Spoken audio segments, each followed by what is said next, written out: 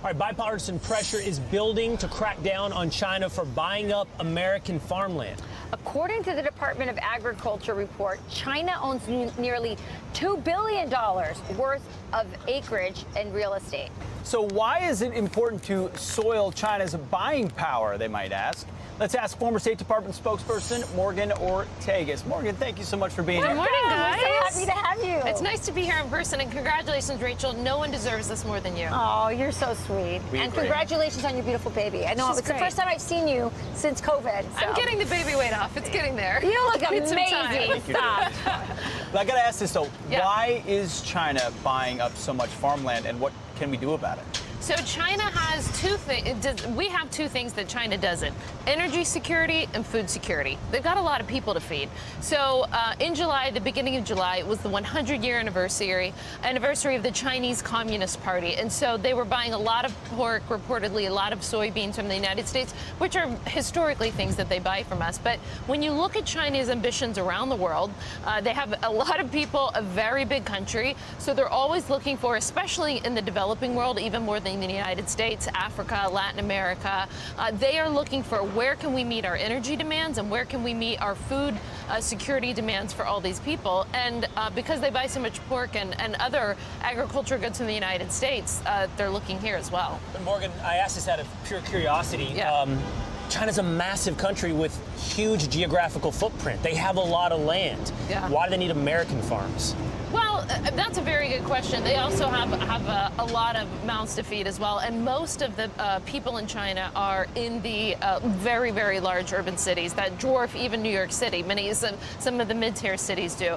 So remember, from the perspective of the Chinese as well, they've been very smart about buying up things that are strategic to their national security and our national security. So think about semiconductors. We all know that it's very hard to go buy an automobile right now, right, because of the semiconductor issue.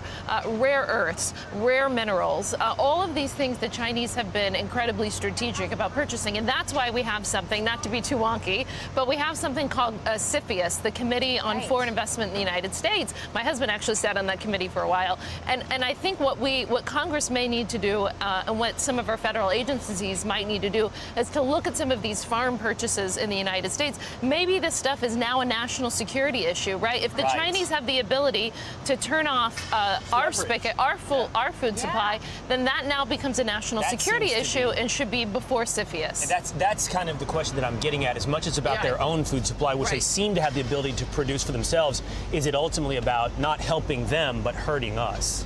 Yeah, I think it's a combination of both. I think you've hit the nail on the head. And has this been on the radar for CFIUS, for example, for a while now? I mean, and also, do the farmers who are selling their land, do they know they're selling it to the Chinese, or is there some, umbrella, some other name that they think they're selling it to somebody else, but it's actually the Chinese?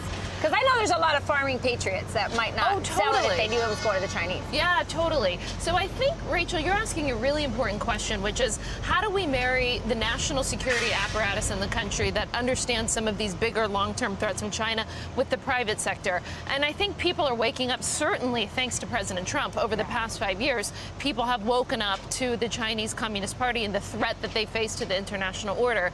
But I don't know that the entire private sector has, right? You have Nike, which their CEO has still been very blatant about being in China, and many American companies which did not, speak out against the genocide or the forced labor in Xinjiang.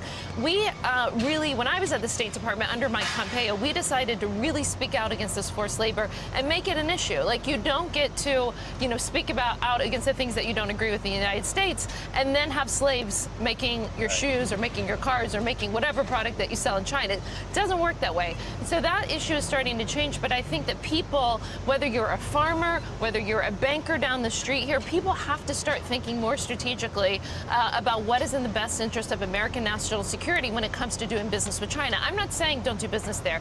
Plenty of big American companies trade. Yeah. I mean, don't you think we're at one of those moments where you have to just decide who the home team is? Yeah. I tend to agree with you. I think that there's I know a lot of small business people that actually do trade as well. And if you can diversify outside of China, and I've written an article on this, I think you need to start looking at investment in China the same way that you would look at diversity, equity, inclusion in the United States, right? And so, if you can diversify, if you can sell to Taiwan, Vietnam, if you could go outside China, I would do Or it. change the supply chain, which is something Trump tried to do. That's right. Or invest Disrupt right here. it.